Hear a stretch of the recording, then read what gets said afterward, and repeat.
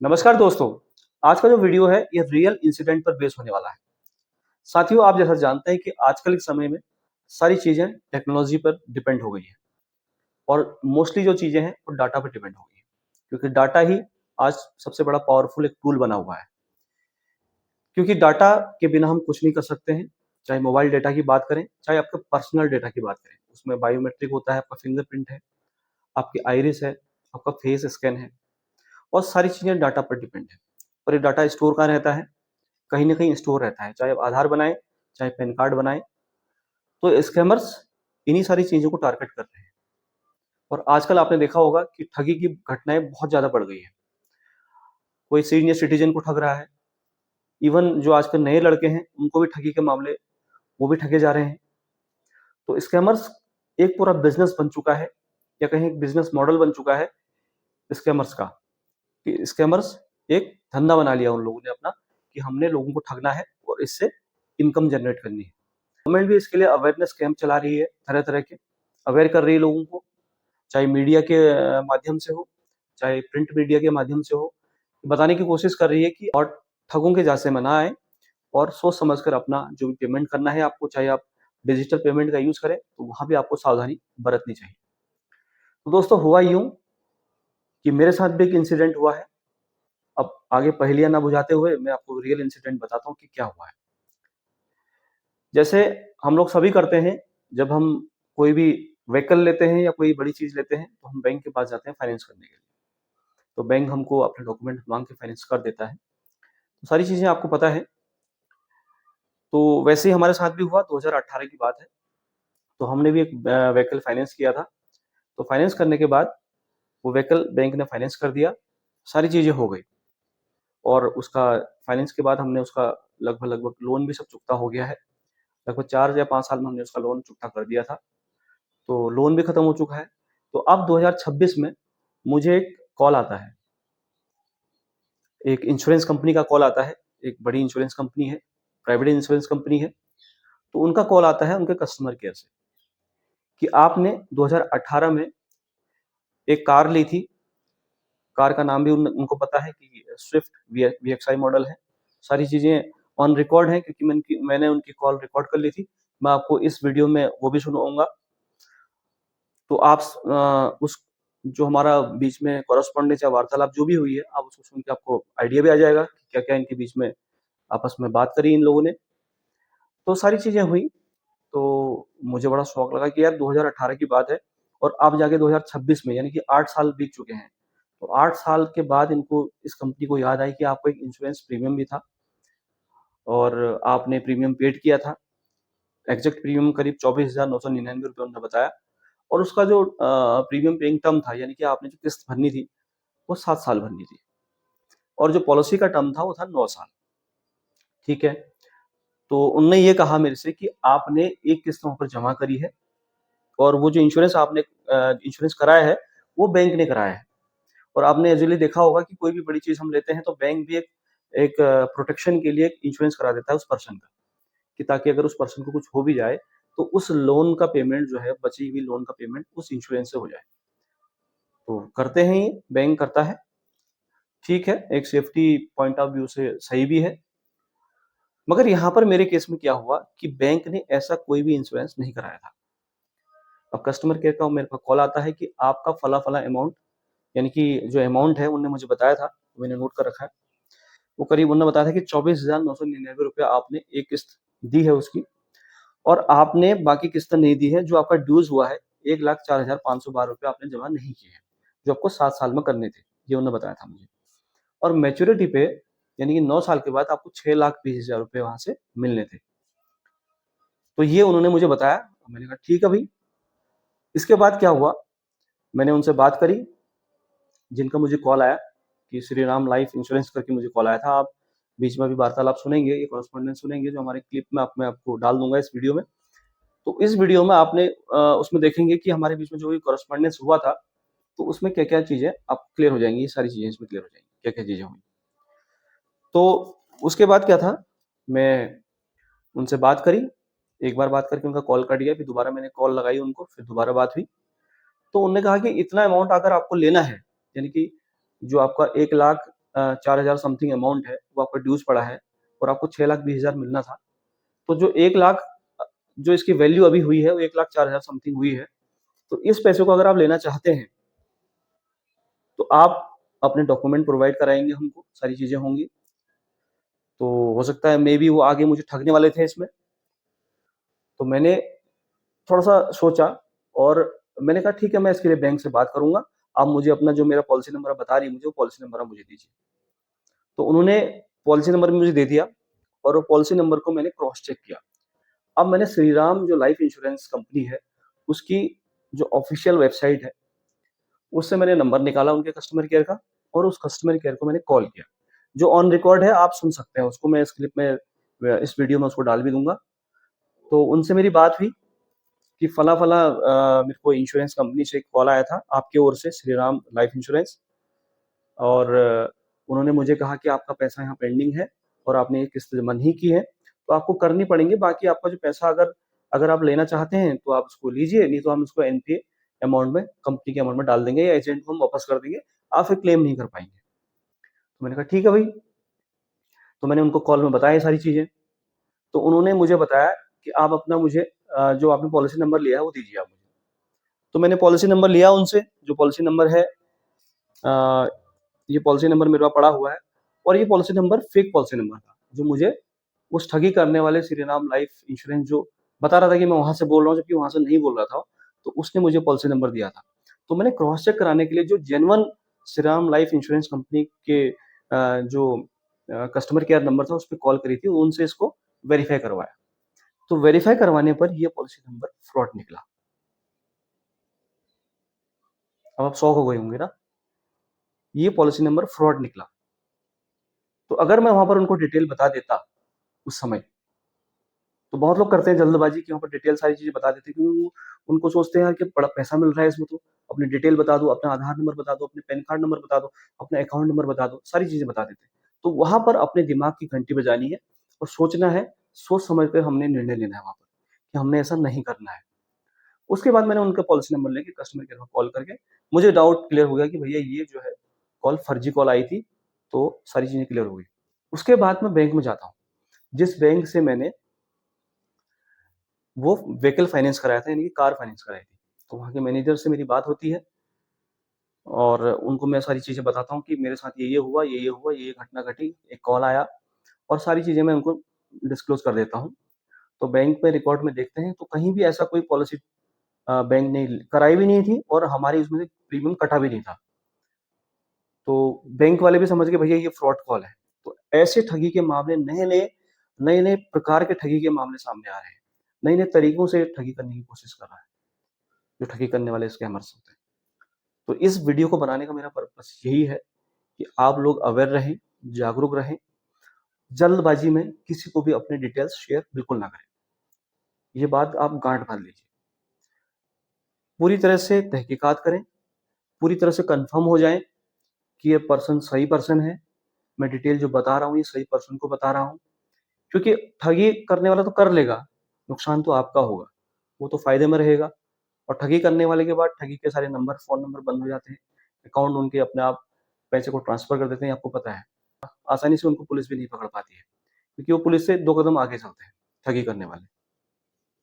भले कानून अपना काम करता है, मैं उसमें कोई वो नहीं कर रहा हूँ, कानून अपना काम करता है, देर सवेर ठगी करने वाले पकड़ में तो आते हैं, मगर तब तक जो जो ठगा गया पर्सन है, उसका बहुत बड़ा नुकसान हो चुका होता है।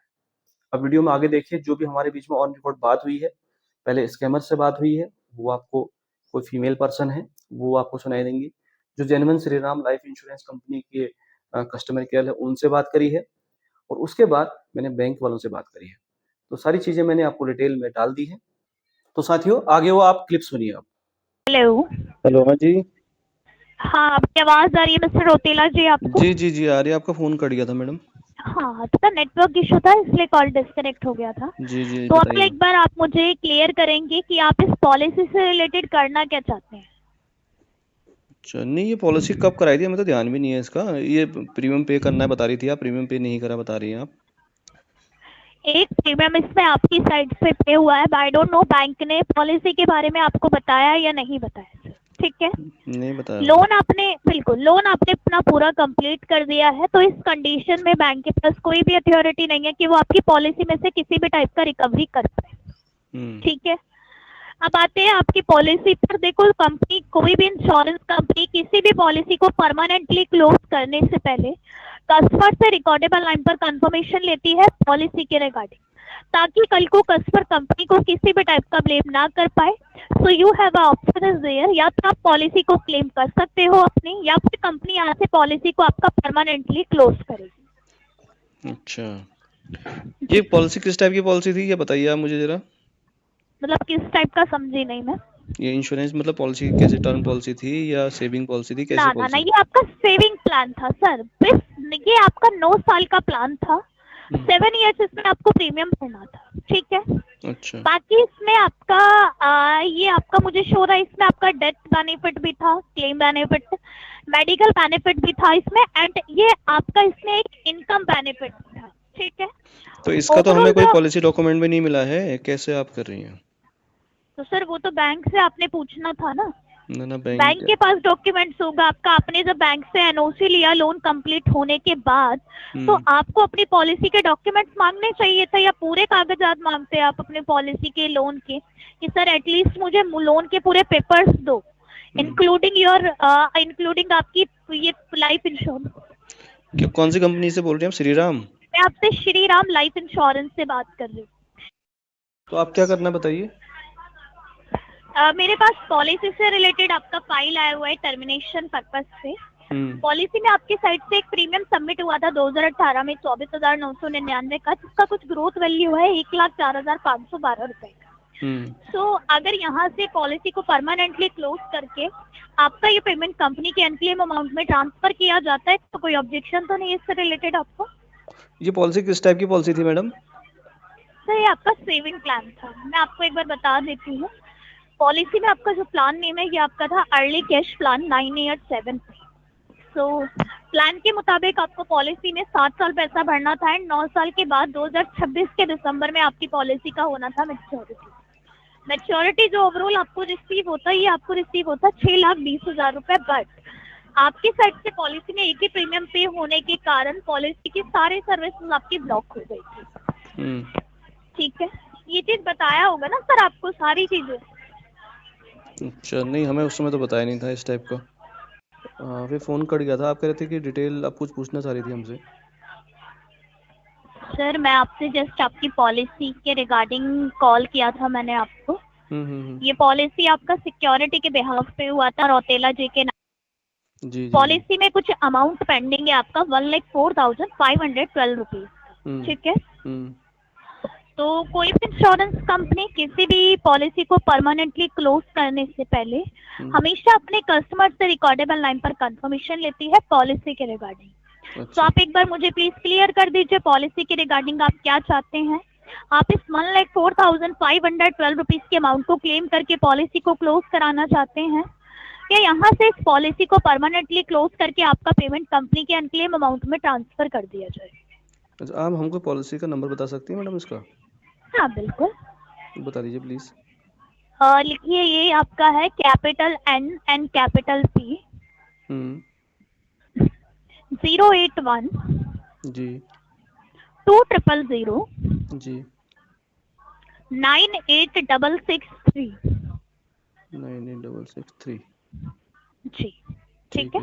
बट आप एक बार मुझे क्लियर कर दो पॉलिसी के रिगार्डिंग, बिकॉज मेरे पास फाइल है, तो या तो मुझे फाइल को होल्ड करना होगा या फिर इस पॉलिसी को मुझे परमानेंटली यहाँ से करना होगा। अच्छा, इसका क्या प्रोसेसर है? क्लेम करने का क्या प्रोसेसर है?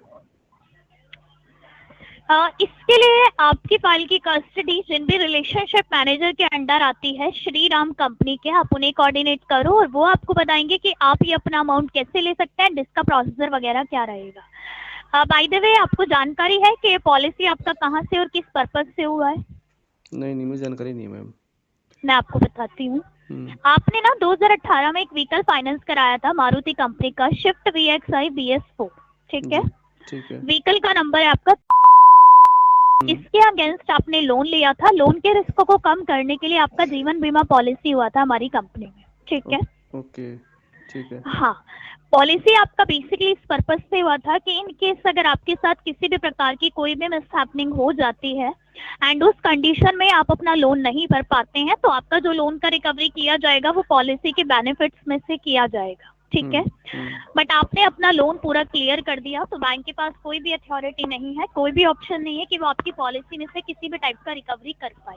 अच्छा। इसीलिए आपको कंफर्मेशन कॉल किया गया है कि आप पॉलिसी होल्डर है। पॉलिसी में आपकी साइड से एक प्रीमियम सबमिट हुआ था जो 2018 में 24,999 का, उसका कुछ ग्रोथ वैल्यू बन रहा है। या तो आप अमाउंट को क्लेम करके पॉलिसी को क्लोज कराओ, वरना पॉलिसी कंपनी आज से परमानेंटली क्लोज करेगी आपका।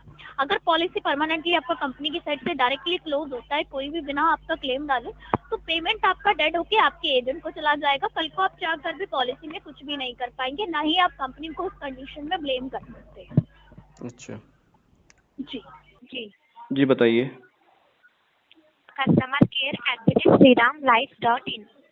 ठीक है, ठीक। आप मोबाइल नंबर से सर्च करके बता सकती हैं कि वो हम पॉलिसी है हमारी नहीं है? रजिस्टर नंबर नहीं सर, है? रजिस्टर नंबर है तो रजिस्टर नंबर से कॉल करें तो आपका पॉलिसी नंबर आता था। हाँ, मेरा रजिस्टर्ड नंबर यही है मैडम। नहीं आ रहा सर, इधर से नहीं आ रहा है? पॉलिसी नंबर नहीं आ रहा सर जी। ओके, हो सकता है फ्रॉड कॉल होना, ये भी हो सकता है ना मैडम, आजकल तो फ्रॉड भी बहुत चलता है। जी सर, नहीं है सर, ऐसा नहीं होता है, फ्रॉड नहीं है सर। नहीं नहीं, आपका नहीं फ्रॉड, मैं कह रहा हूँ जो कॉल हमें आया था हो सकता है फ्रॉड हो। ओके। हाँ, मतलब क्योंकि क्या आया था सर, क्या बोल के?